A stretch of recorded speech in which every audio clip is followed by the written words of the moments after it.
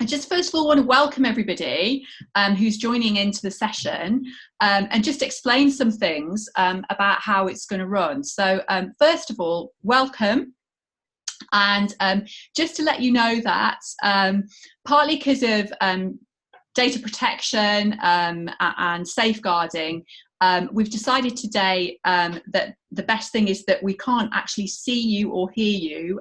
That's kind of to take care of you, really, rather than us. So that's why you won't appear to us. So we don't know who you are, actually. So what I'd like you to do is, if you can look down at the bottom of the screen, there's a bar that runs along the bottom, and there's a little box that says Q&A. And what you can do is you can hit that box and it'll bring up a bit of a chat box. And in there, you can ask any questions that you'd like to ask Conrad. So I'd really like to encourage you to use that, because then we can communicate. And what would be really nice would be if you, just before you write your question, if you say who you are as well, what your name is, just so that we know whose question we're answering. So that's just like first thing, household matters really for the meeting. What I thought that what we'd maybe do is, we've got about an hour, and I thought it would be really fantastic, first of all, to perhaps hear a bit about Conrad's journey into theatre, because I know some of you who are joining us are theatre makers yourselves, and it's always really fascinating, I think, to hear about how people came into theatre and accessed it in the first place. So maybe if we focus on that for the first part of the session, and then of course we'll come around to talking about process and how Conrad makes his work and what it was like to do Crongton Knights and all of that. So that's kind of like roughly the plan, which is exciting. So just to remind you, please don't be shy. If you've got any questions or you just want to say hi, use the little Q&A box at the bottom here. Hello to someone's just joined us. Just want to say welcome and invite you to use the Q&A box at the bottom here. Any question, anything, do you know what I mean? Like, no questions off limits, just ask anything, might as well, innit? Lovely, great. But maybe to kick us off, as everyone starts to warm up a bit and warm up into this, Conrad, in your own words, do you want to tell us the tale about how you got into theatre?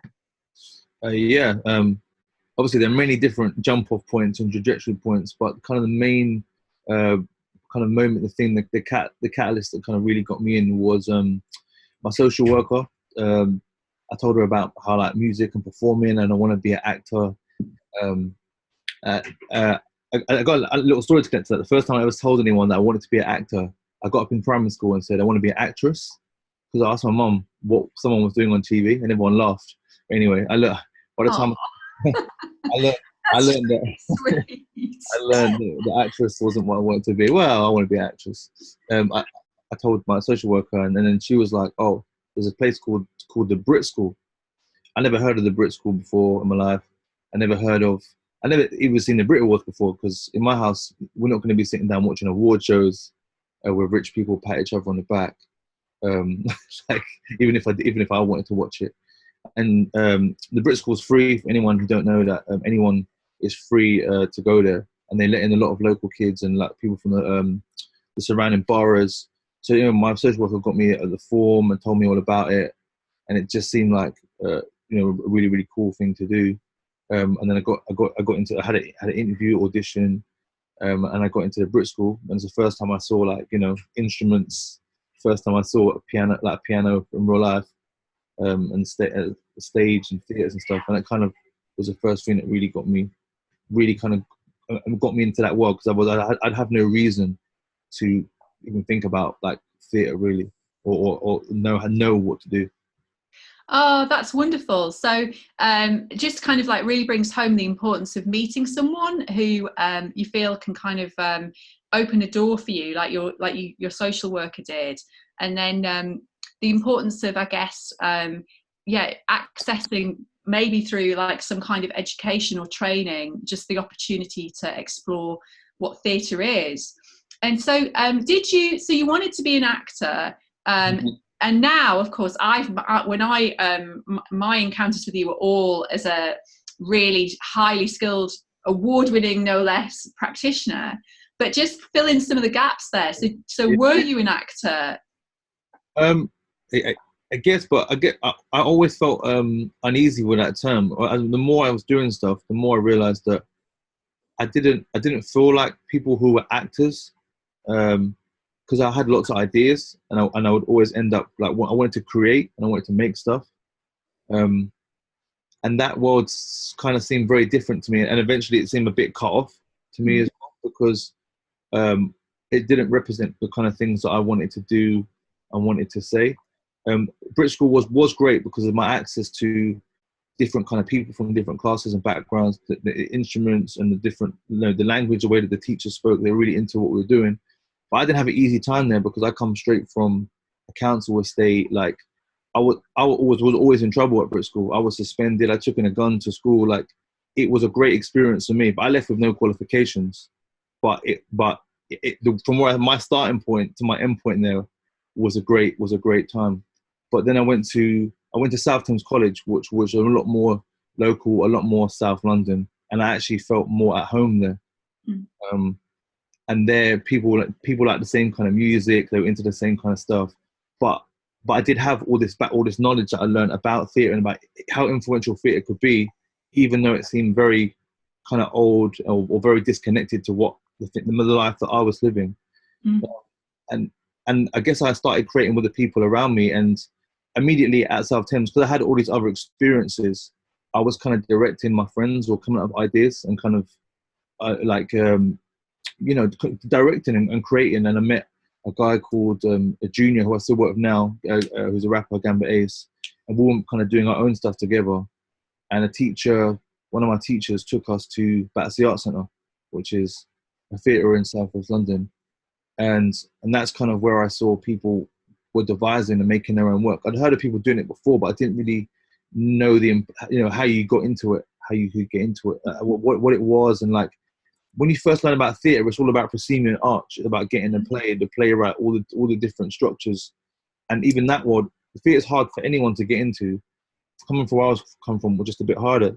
But once I started learning about devising, about people making their own stuff, it was like, hold on, like we can do this. We're doing this all the time. We're making stuff up all the time.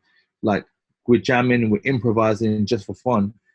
We're going to a building where I see people like are doing this as their career. And that was, also a key point was going to Battersea Arts Centre. And again, it wasn't like I went there and it was all kind of very easy. When I first went to BAC, I wasn't on. There was a waiting list, 2-year waiting list for the youth theatre, and you had to pay for the courses. So I just went, and then they said, "You haven't paid. I'm sorry, Conrad. You need to go home." Because we went there just to introduce us to BAC with college, but we wasn't signed up for any course. But I was like, I need to go back there.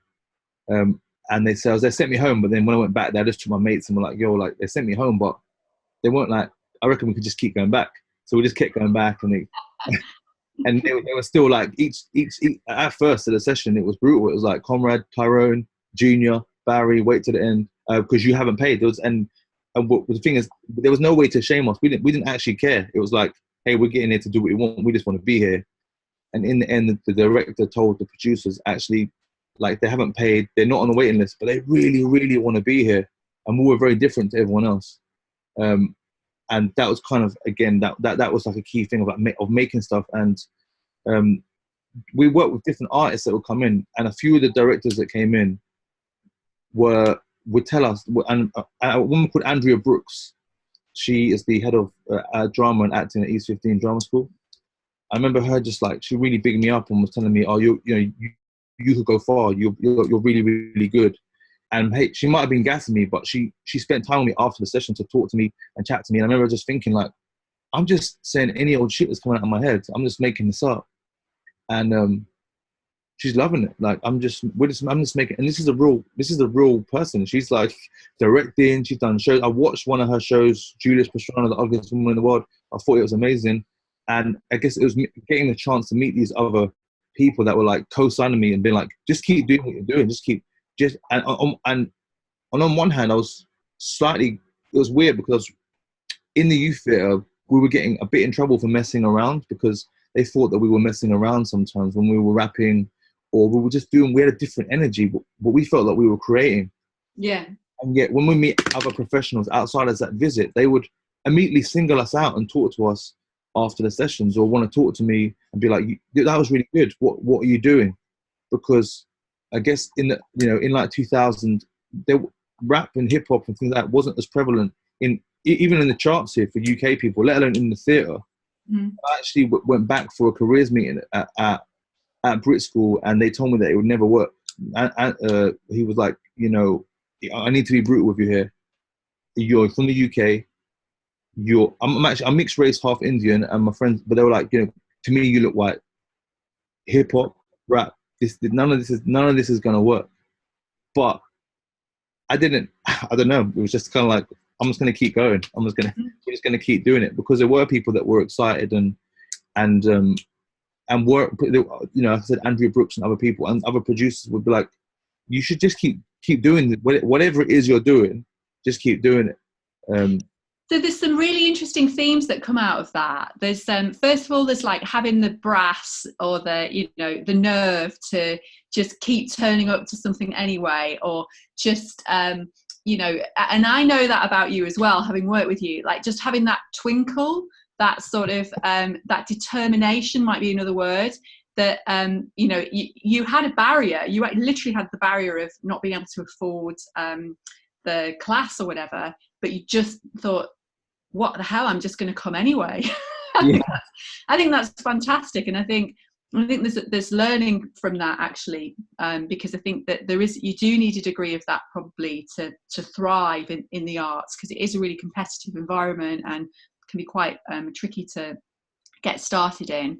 But then also obviously you're really, really talented, and you had encouragement, and I think someone who kind of spurs you on, or people who spur you on, or just like you say, take you to the side and give you those words of encouragement are important as well, just so you keep your faith, because it can be quite a challenge. Now we've got a question. Yes. In the question box, and I would like to ask it to you, and it was one that I had on my list, and I'm curious as to your answer to this too. So this is from Janine and Tilly, and they want to know, Conrad, have you been more or less creative during this lockdown?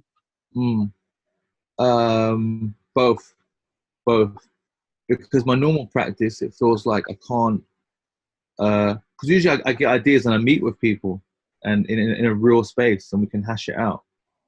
So that sometimes it can feel like less creative, and also even just stuff I do on my own solo, my rhythm is different because I can't leave the house, I don't go out. But then on the flip side, I did a workshop and had to work out how to do one on Zoom yesterday, and I had to work out how it all worked, how I'm going to plug my gear in, and I got that buzz about when you're actually learning something new or trying something out. And I did a gig live in my studio the other day, and again, it was from home, but I had to work it all out and be like, how is this going to work? So it's kind of my old ways. I feel like that's when I feel frustrated, when I can't do what I did before. But when I really embrace what it is I'm doing now, then I realize, oh yeah, I'm being just as creative. I'm having to reinvent everything that I knew I was doing before. So it's kind of both. Yeah, and there's something about, I love what you say about the now. That feels significant. There's something about just having to be in this moment and not project too far ahead, because then you can start catastrophizing or worrying or feeling anxious, and not looking back and feeling too sad, too regretful. It was hard last night, wasn't it, for all of us involved in Crongton Knights, because we were all meant to be in Peckham opening the show, and we were all stuck at home, but yet somehow we leaned into the moment of that new event and we made that into something really special. So I think that's really good that you've identified the now, like just going, okay, well, this is now, and because so much of your work is about improvising in a way and is about responding very powerfully to right now, maybe that means that you are better armed for this crisis than you might have thought at the start, in terms of just responding to what's happening in this moment. Okay, some questions are flowing in now. It's really exciting. Okay, so this is from Rachel from South London. How do you think theatres should be working with young people, and how should they promote their voices? Good question. Quite a big question. Big question. I think that theatre should be, as a lot of them are, just supporting more voices, giving more spaces. I think a lot of time theatres have a lot of space unused. Like you walk into a theatre building, and the space not unused. So again, this is not for the current time because we're all at home. But I just think one, it's resources. So whether it be space, and let's just say it's not money, because money is kind of, in a way, it's the last thing that you need. Because what you need is an idea. Like it's the energy. For me, it's the energy and that passion. I had no money for the sessions, so it's about giving someone space, listening to them, even if theatres don't understand it, what it is you're doing, even if they don't get it, taking risks, and because people, I don't want to say everyone needs to fail. I don't really think it's fails. Everyone needs to just try new ideas, keep showing those ideas. So I think theatres should be, promoting people new work, even if it's like on Twitter, on their platforms are very, very strong. Mm. So I think supporting young artists by doing that in every way that they can, and promoting that passion. I think, and then finally, trying where they can support with money, and more resources to get people paid, whether it be expenses or actual wages, because if you do all the other stuff right, the money will come, and you already feel paid before you even get paid. You're like, wow, I can't even get paid for this, because this is just what I'll be doing. This is just me going nuts. Whereas I feel like if you worry about, young artists can't worry about the back end first. That will all come once you're in the industry. All the contracts, all that stuff is the worst part. The best part is the doing it. Is just like creating. It's like messing around. But I think that theatre venues should just be very open to. It's just about supporting as many voices as possible, and that doesn't mean. I would criticize theatre venues for thinking that's only money. I feel like having, if the Lyric has a YouTube channel where it puts almost like a TV channel, if people are sending in videos that they're putting on their platform, that's a massive thing. If they're promoting stuff on their Twitter channel, that's giving them a massive platform. If we relate that to now, in the normal real world, that would be giving space. That would be like putting on nights. And eventually, with the aim to eventually put these things in their main program, or some of these performers in their main program. Yeah, but it's definitely about program as well, isn't it? And just being like brave. Being brave. Brave to put something on that maybe they haven't heard of. I think that's one of the interesting things we find at Pilot anyway, is that the anecdote I always recount is about noughts and crosses, because it was interesting that some venues just really hadn't heard of it, and therefore thought, nobody's going to come. And that's actually just not really having a clue what under 30s might know about and care about and love. So I think sometimes we could just do better as a sector to just be more honest about the fact that we actually don't know enough about what young people are passionate about, and we're sometimes a bit more out of touch than we're willing to admit, maybe. And empowering those people, and also in the programming team, production teams, other voices that will know. Because sometimes there's no wrong or right, but sometimes there can be a bit of a wrong or right, like, oh, that's not going to work, or that's not what we do. It's like, you don't even understand it yet. Like, just give it a go. Yeah. Again, it's that being super radical, super brave. Some of the venues that claim to be super radical or brave, are that's their marketing. They're not being brave. Is those risks where it's like, is this going to work? Are they crazy? Like, what are they doing over there? That's what you want to feel. That's what you want to. That's the energy that you want. But your work is very much about taking risks and giving people a chance. And just want to draw attention to that, actually, because I think just to remind us all about Frankenstein, which if you haven't seen it, I really recommend those of you who are tuning and listening to this, that you tune in to watch it on the BBC, because it's going to be on BBC, isn't it? When is that again? Or do you know yet? No, It's very soon. It could be any day. It's part of culture in quarantine season. Yeah, which is a big deal, the culture in quarantine.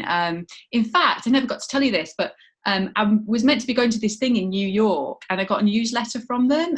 It was flagging up Frankenstein. So Crazy, wow, mad. that's exciting, isn't it? But just for anyone who hasn't seen it, Conrad worked for three or 4 years with. Will you tell them about those young performers that you found, and you worked with them for a huge amount of time, and just tell us a little bit about it. Well, I've worked with the people in the show and now the film for 10 years, 11, some of them 11, 12 years. And we worked on Frankenstein for three years. Yeah.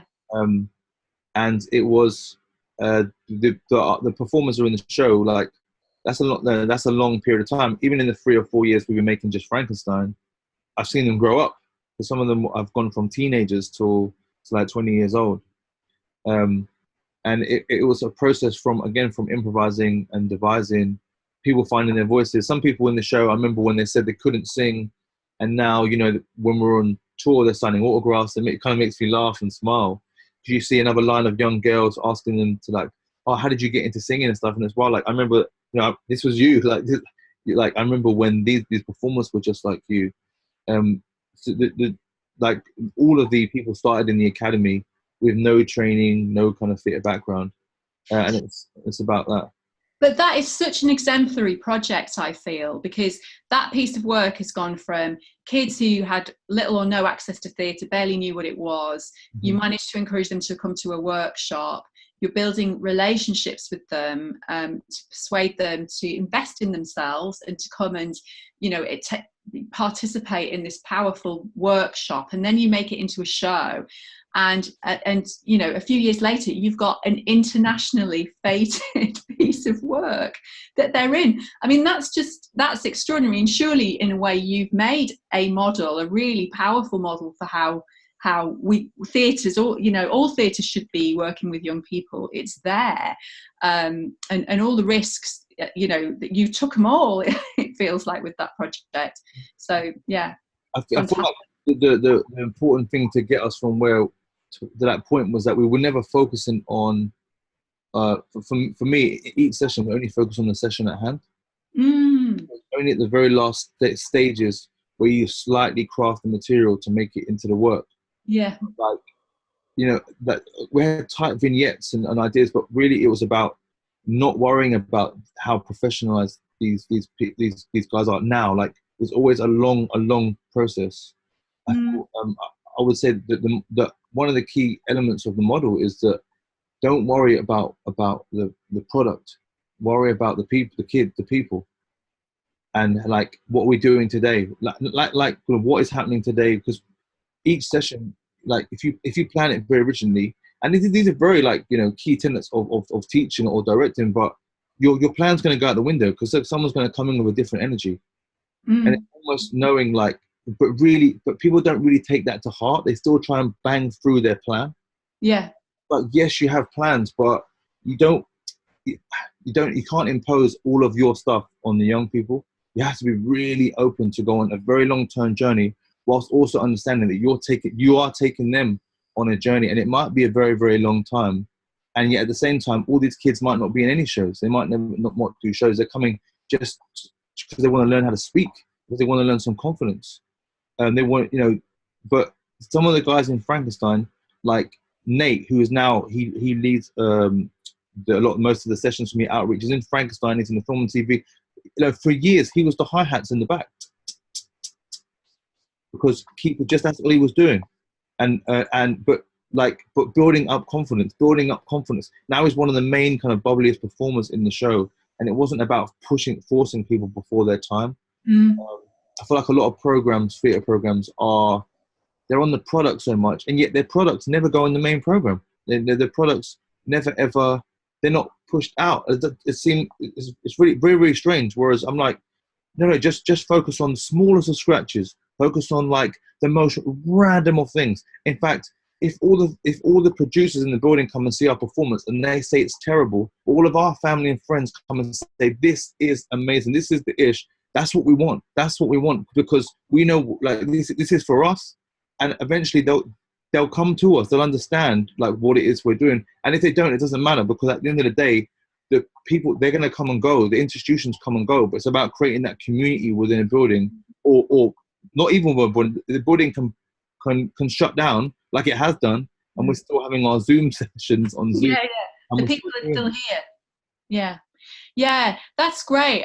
Loads of great messages in that. You know, I think this period of time as well has absolutely brought it back to, it's about people fundamentally. It's been like a real wake up call in respect of that. And it's so true. It's a really big reflection point, I think, for theatre more broadly. Just thinking about Rachel's question again, that you know, it feels like really the question is, what is the theatre for in the first place, and who is it for? And we can get so kind of caught up in all this kind of industry nonsense, but it does actually just boil down to people at the end of the day and community. Okay, another question from Pete Whelan. Conrad, clearly there is a great deal more to your work than your technical skill in beatboxing and rapping, as evidenced by the way you work with the performers in Crongton Knights, during which you captured the energy of the themes within the play and energized the cast. How do you ensure that the work you do continues to be relevant to your audience and the people with whom you work? It's about listening to it's about bringing that out from the performers. So, and to do that, often before a session, I'll have a slight nervousness or feel of dread, because I don't know what's gonna. Well, I've got a bag of tricks and skills, but I'll tell myself, Lee, don't worry about what it is you can do. You're gonna have to go in there and elicit from the performers, because they're gonna bring out something that you couldn't count on, and it's gonna be relevant to them. And it's about creating that environment where they're so comfortable, they're not trying to please you. So like, this, whether it be the textures in sound or lyrics or themes of what they're saying, it will be relevant if you can create that environment of, hey, like, I don't, you know, I'm not so precious about it being all about me. Like, what is it that you're going to bring? And then once you create that kind of that trust, the music they come out of, the words they come up, and they're buzzing from it. I might be like, hey, this is mad. Like, what is this? Some Afro? I don't listen to Afro beats. I'm gonna throw this out there. But there'll be some other stuff that you're like, well, I can feel the energy in the room. This is gonna go off when an audience hears this, or this lyric right now, or this flow is very, very different. I couldn't have counted for this, because it's coming directly from this person. It's very relevant to them. I feel like it's about always listening. I don't come loaded with like what I need to happen. Like, I need some material at the end. It needs to be to look and sound great, but it will do if I go in there with the trust of letting go, just being really relaxed on, hey, the instruments of these guys, like that's what's getting kind of played in a way. Like, I'm just bringing it out. I feel like that's how you keep it kind of like relevant and exciting. Is doing that, and it creates a good ensemble vibe. At the end of it, like, Conrad, what the hell did you do? Can you leave now, please? You know what I mean? And that is that's the best way. That's the best way, right? Like, you don't want to be so heavy-handed, and then you get that authentic feel out of it. That's how you get the ownership of the material as well, and that's when you feel like, wow, this is authentic. This is really happening. Yeah, that's so true. So, Conrad, you facilitate such a sort of fantastically electric space where everyone who's in it feels like they've got freedom and feels like there's great sort of trust, and there's the right to fail, isn't there, in a sense? I think that's really, really important, or there isn't really any such thing as failure. It's just, the only failure is not having a go and not just going for it and not putting your heart out there in a way. And maybe, yeah, I think because of the kind of people that you work with, be they the young people at Battersea Arts Centre or the company of Crongton Knights, I guess all of those guys are plugged in, aren't they? And actually all of them, even though we're working with professional actors on Crongton Knights, they're not actors who've had like so many opportunities really to have a platform, are they? No. And I think it's rare.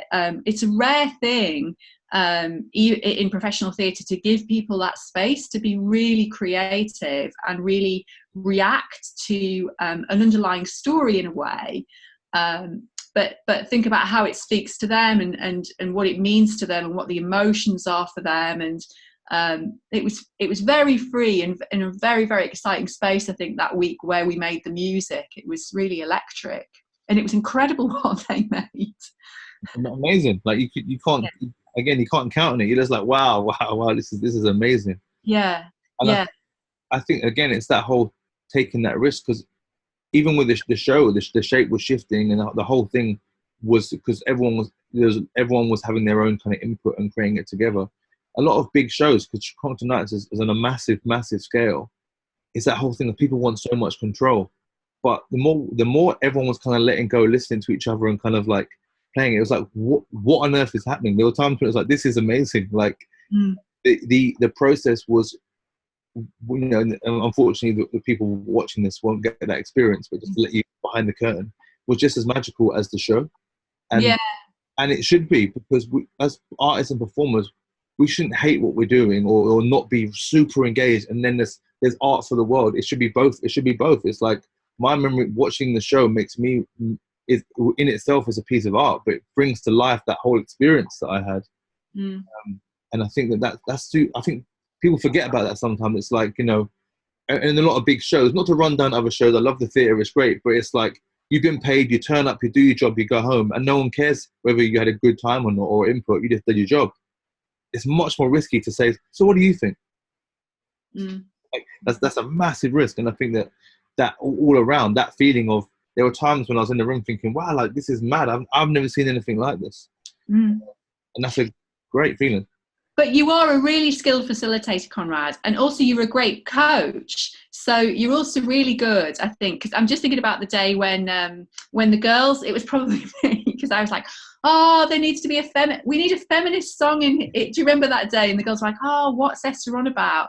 And the two of us were in that very small room, because we left the boys downstairs with Corey, and they were doing the big fight sequence. We were upstairs in the hot house. And you were so good at kind of coaching them and, encouraging them to think about how to construct the words together. And it was really beautiful watching the way you worked in that session. So I think that you are very good at just knowing how to kind of give people a little prod and also, but in a very sort of fun way where you keep them motivated. And that's really skillful work, I feel. Yeah. Okay, another question. We saw Crongton Knights live in York and also watched the webcast last night. How important do you think it is to see your work live? We loved both, but definitely preferred seeing the real people perform. Is that important to you? And that's from Janine and Tilly again. I mean, theatre and live performance is, the funnest thing for me. I love live performance. I love the fact that there's real people there. It can change, because something can, the set can change, or something can change. Not everything you've planned, it will never be as you planned. And there's an audience there reacting, and that changes your performance. So to me, like, I only do what I do because I just like the liveness of it, and we're influencing how the audience think right now. So if you like, aside from the show, in the audience, whatever opinion they had on, actors from particular backgrounds, that we're challenging that way. Whatever they thought they felt about grime or hip hop, we're challenging that way live in the space. Now, like humans in the space, you can do that on film. People do it every day in film. But there's something really special about changing perceptions live. We're here together now, sharing a space, and we could have a drink in the bar now. And on tour, I've had many people, but like in Adelaide or in London, in many places, in Edinburgh, come up and they'll say, I didn't, and they'll say it in many different ways. I didn't like black music, or I didn't like all that hip hop, but I love that, and I think I love rap now. You know what? I think I'm getting into. You know what? I think I'm getting into all that grime music. Because they've never seen it before. They've only seen a media kind of story around it, or images that they don't really understand. I feel like it's really cool that you can challenge, because they're seeing real human beings. Well, you're like me, actually, I quite like this. But there is a space for recorded stuff, because actually, Crongton Knights was able to still be seen, and it makes it accessible. Like my nan can watch Crongton Knights now. There's no way she ever could ever see it, it being in a theatre space. So I can't say it's only. I used to only be about just live, and I didn't even like. Now I record and film everything. Like people know me as. Oh, but there was a time when I thought, oh, I don't want to do that. When it comes so obsessed with it being recorded, and all we're going to do is listen back. We're not going to ever be in the moment. We're never going to be in the moment. But actually, recording it makes it accessible, and people who cannot come and see the live thing can see it. So I do think there is an importance to that, and I can't get caught up in the way that I just feel about it being live. There are some people that like it just the same recorded. So I think there's a world for both. Like my first love is just being live, just being there. But then I watched it live last night and on the screen, and I had a great time. And so it's kind of both things. I just got my own preference, but you know, it's super important both ways. And again, I do think there's this thing about accessibility that people really forget about that things being recorded does. And just Crongton Knights being on, and I'm thinking, there's other things that I've done that if we had it recorded, my nan could have watched. Now, it's not just about my nan, but it's about other people's nan and other people that can't get out of the house. And I think that's just like really important. But yeah, so hopefully that answer kind of tells you what I think about it. But both are important. I just got my own favourites. Yeah, I mean, live is really special, isn't it? It's like being there in that moment again, bearing witness with that group of people. There's something that's kind of really, unique about that, which probably everybody in this chat feels in some way. That's probably what we're all must be passionate about, that I imagine, everyone who's tuned in. Yeah, and we just hope we can get back. But it's going to be interesting because you can still do, you know, there must be ways to do digital things live as well. And Battersea Arts Centre, in fact, did that cool project, didn't they? It was called Live from Battersea Arts Centre or something on BBC Two. You might know more. Yeah. They had a live. They did. They were brave enough to work with the BBC, and they did performances that were live, and some things really went wrong because some of the ideas were really ambitious, but that was quite exciting to watch. So there's all that area of experimentation that we never really take enough risk with, I think, but maybe that will now happen if this goes on for much longer. We'll have to see. Yeah. Okay, another question from Rachel again. This is a good one. If you had unlimited budget and unlimited time, what show would you make, Conrad? What show would I make? That's a good question, you know. Yeah.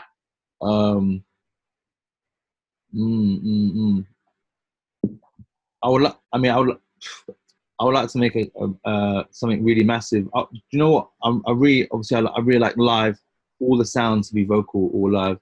But I'd like to do something with a lot more movement and dance and a lot more playing space for different levels. I guess I'm just thinking more of the aesthetic that I can see as opposed to a particular show. What book would I like to adapt? You've got me thinking now, Rachel. Yeah, it's a good question. You're going to be cooking something up. I guess from again for me, like I guess I would like to do something with a lot more like dance and live beats and music. It's hard, and also you know, I make like great staging. It's quite broad what I'm saying, but like it's hard because I can feel it, but I can't describe it. Do you know what I mean? But if I'm thinking of a story, I'm thinking of a story. Is there something? I don't know. You've done Hamlet. It could be another Shakespeare or something like that. Another Shakespeare would be quite good. Yeah. You know what? Like, it's not a popular one, but I love The Merchant of Venice. So I would love to do something with The Merchant of Venice. Because it's such a good. I mean, I just don't understand why when people mention Shakespeare, they never mention Merchant of Venice, because there's so much good stuff in there. Shylock is such a great character. Like there's so much stuff about race and class. Yes. So, and like, is he the good guy? Is he the bad guy? That's what I love about stories about class. Then they have to be nuanced. Like, you're not the cheeky chappy. You're not the bad guy. You're not the. It's quite rounded, and I think that Shylock is an interesting character because you can play it many different ways, and also Antonio. Like, you can, it's a good. if I had to do the Shakespeare one, that would be quite a good one. I'm really loving the idea of a beatbox version, Merchant of Venice, with all these different movement aspects to it. That sounds really exciting and really leading into the racing class. I think that sounds great, Conrad. You should be pitching it. Yeah. Thanks, Rachel. That's really, we've got a great project there, all cooked up. Okay, this is from Ellie. Do you think beatboxing and music meant you got different people in the audience for Crongton than other pilot shows? That's interesting, isn't it? Yeah. Well, I haven't been in the audience of other pilot shows. That's true. And I know, and the thing is, a lot of people I know Noughts and Crosses. I'd heard of it, and I had heard of it from reading about it. So I had to say, I don't know about every show that's out. I don't follow everything that's going on, but I had heard about Noughts and Crosses. But I do think probably because they had different beats and because they had music and there was grand, probably people that might have been tempted to go into the theatre because there was a different aesthetic, a different voice, different voices, working class voices, ethnic minority voices who had created the lyrics would be appealing to different people, and hopefully we challenge some perceptions from other people. But hopefully, I don't know. I think so. What do you think, Esther? Because I only saw the. Yeah, I think probably yes. I think we pride ourselves that we are a company that will attract a lot of first-time theatre attenders anyway, because of the kinds of work that we do. But I think certainly the music and the beatboxing was a real hook in this, and we were able to create all those beautiful videos, and we were able to kind of release bits and pieces from rehearsals. It was just so exciting, like you and me shooting bits and just putting it straight out there. That was really lovely. I can't remember a project, I have to be honest, where I remember doing that to the same degree. It just felt like every day it was like, what? This is great. Let's film it and capture it. There was content in every single rehearsal. Like I still have loads of content because the show can't be 9 hours long. Yeah. But different versions, different variations of song that I thought that I still feel like I can still put this out because it's so much great content, like amazing stuff.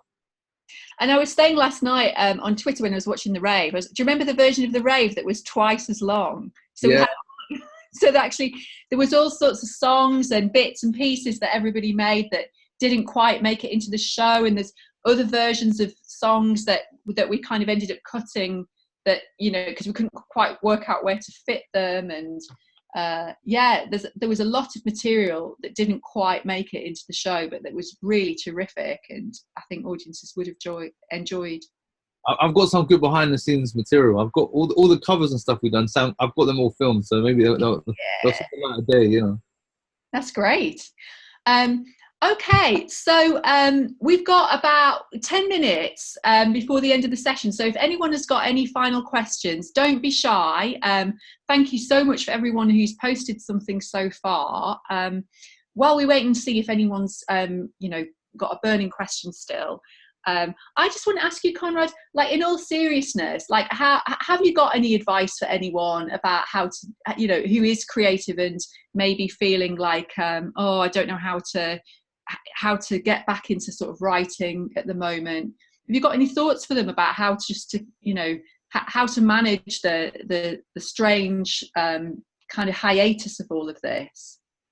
I mean, I would, just personally, I would say just keep doing what it is you're doing. Even if it's 5 minutes a day of writing or creating, whatever it is you're doing, spend some time on that, and don't worry about the world outside. Don't worry about what is the outcome. Just do the thing you like doing. I think you'll learn a lot from yourself about how much you like doing it also. But to me, the advice in any situation would be just keep doing it. If you don't feel like doing it, then don't do it. I'm someone that I totally understand a practice of like get up in the morning, or you should spend certain times in doing things even when you don't feel like it. But I don't. Truthfully, I actually look for inspiration and like wait for some divine light, and I wake up or in a rehearsal room, and a lot of the time I live on kind of like the anxiety of just like being ready to receive.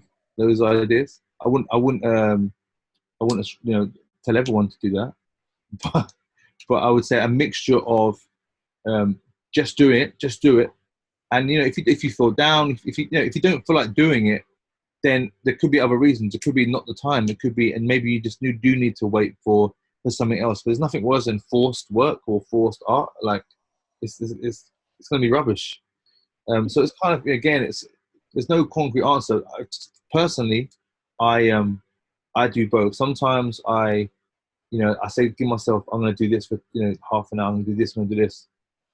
But I do tend to lean towards like doing all the things I like doing, and then like playing music for music's sake, beatboxing for music's sake, making tracks, no project involved, nothing involved, just doing it, and then letting an idea come through some sort of divine intervention. And I thought, wow, that's what I should be doing. That sounds good. I mean, there's actually a lot to be said for just lying fallow, as to use an agricultural sort of term, like actually not doing very much, having a bit of a daydream, and being open to that, just taking the pressure off yourself. And a really wonderful writer called Anne Enright wrote something a couple of days ago I thought was great, and it was all about, like, it's absolutely fine to just tool about the house and kind of think, oh well, I half started that, I was going to start that book today and I haven't quite got on with it. And I think just being at ease and not doing very much actually, and literally daydreaming, going for a bit of a walk, playing some music. I find music really inspires me, especially when I get stuck. I'll go for a walk and I'll put my iPod on and play some like kind of like atmospheric music that you might have on a film soundscape, or whatever it is for you. And suddenly images will start coming and I'll be like, oh, this is how that moment needs to be in that thing. And I won't have been thinking about it directly, but my brain will suddenly make that leap. Sometimes by not thinking about the thing is the way to find the answer, isn't it, somehow? And this is a massive gift in that way, that we wouldn't have planned to give ourselves this time to sit outside, or to lay in bed, or just practice being bored is a very good thing that people need to be able to do, is not be distracted all the time. Like on this, looking at this, just better sit there and really just take in your existence. It sounds a bit large, but I do think like it, when you're young, I don't know, but when I was younger, I could get up and just sit on my bed for half an hour, just sit there. But now I don't do that. Do you know what I mean? I just sit on the bed, for an hour. Or like sit with an album, no video, and sit and listen to an album front to back, and then again. And my mate will come around, we'll put an album on, no visuals, no videos, and sit down and listen to it. The whole thing. And I feel like because of phones, media, 24-hour news, like, and maybe it's getting older as well, people forget how to do that. This has forced us to kind of like maybe get back to a little bit of that. And like, because right now you can't be consuming it all the time. Like, if we're watching stuff all the time, creating stuff all the time on our phones or laptops or computers, I mean, I don't know about you, but I'm gonna pass out. I'm gonna get, what do they say, square eyes or whatever. Do you know what I mean? I need some time to get some fresh air. Yeah, that's lovely. Oh, Mr. Paul Cree has a question. What was the last album you listened to? Okay, the last album I listened to was Jay Electronica and Jay-Z. It's actually Jay Electronica album. It's a hip-hop album. But the last single I listened to was Paul Cree's single that he released yesterday. So that's very, very clever. Paul Cree, for those of you who don't know, he's just joined the chat, and he is an absolutely incredible man. There he is, he's on the poster. And he has done the most phenomenal work for us alongside Crongton Knights, visiting schools and just doing all these amazing workshops. And he has just generated the most beautiful work from all these young people. And we're going to be sharing that over the next couple of weeks as well, which is really exciting. So nice to have you attend, Paul. I didn't realize you were there. Cool. Now, any final questions, anyone? I've got a lovely comment here from Janine, which I'm just going to read out. Not a question, just to say thank you for sharing your creativity, all of you, including the actors, set designers, stage crew, all of you. and please beatbox for us. Oh, okay. We simply can't do it. So actually, before we do the beatboxing, this is what I was going to ask you. Have you got any tips about beatboxing? Like, if you've never done it before, how do you start? Do it all the time. We use 3 sounds: boom, ti, kla, and we practice around those. We take off the vowels, oo, the e, and the ah. But as you're walking around all the time, just give it a little. When you listen to music, always put the beats on. Feel free, be on the tubes. Right now we're not on the tubes, so we're in our bedrooms. Annoy your family. I think practice all the time. But if you think of boom, ti, kla, boom, ti, and then practice for those sounds, and just make up your own variations, and just it's about making up and being. It is a bit silly and a bit wacky at times, but that's great because you got your own instrument all the time. Oh, wonderful, wonderful. What's next, Conrad? Like, what are the things that you are have you got coming up? If it's not too big a question to ask you in the middle of the coronavirus crisis. Well, I'm making a kids show called The Pied Piper and the Silent City with Lara Taylor, who actually is me and Lara that started making Frankenstein together, but now she's at the National. But we're making Pied Piper for Battersea Arts Centre and maybe some other venues. There's going to be a kids show, a family show. It'll be on at Christmas in 2021 at BAC. So look out for that. High Rise State of Mind is going to be on a tour next year. We want to make the show. We want to keep working on the show. One thing I like to do is keep working on stuff and improving it. Maybe make more slick movements and stuff in it. But you can watch that on VR on Liver. High Rise. But we're going to do that at Manchester home. But that's an idea that we've already toured. But I'm also writing a book, Bloomsbury Metaphor and Drama, called Beatbox and Elements, about my practice and about kind of different stories about kind of different shows and stuff that I've done and how like you can use these to make your own theatre, your own pieces, and also maybe set up your own theatre company and why hip hop theatre, beatbox theatre is really important, and how you can kind of use that in your own practice. Check out the book. And I'm also making a film with a guy called Mark Jobs called Home. Mark Jobs, Yolanda Mercy and Bird Gang. Mark Jobs directed a show called The Witcher and Luke Cage and some other things. So he's a nuts guy, but we're making like a musical, a beatbox musical. And that's, watch your space because that's going to be nuts. And whatever you tell me we're working on, Esther, do you know what I mean? We've got to get this together, haven't we? After this incredible show. God, yeah, that's thrilling though. Oh my gosh, just a few last quick questions. Ellie, could all the actors beatbox before Crongton Knights? No, they couldn't. They I would say they had ability, but I think everyone has ability. So yeah, they had but most of them couldn't. Most of them couldn't beatbox before. Kate could beatbox, but they had sounds. They can make, if you can talk. If you get in the bath, right, and you put music on and sing in the bathtub, you hum along, you can beatbox. Brilliant. Yeah, they did it, Ellie. They did the most fantastic job. They just kind of went for it, really. But they had a very skilled tutor and coach in Conrad. Okay, and here's a quick one from Nicholas Brown. Question from Beta Max. To get into the industry, would you recommend drama school? Okay. Very cool. Okay. It depends on who you are. It's such a hard question.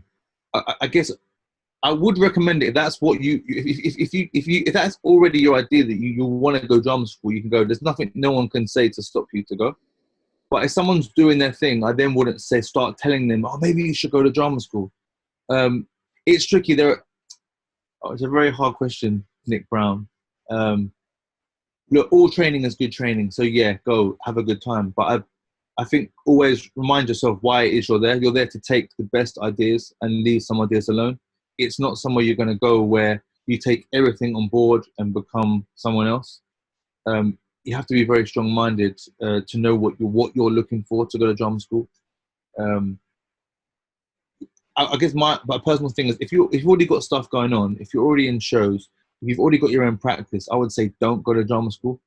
I know that some people have done that, gone to drama school, took 3 years off, and it's not gone too well for them.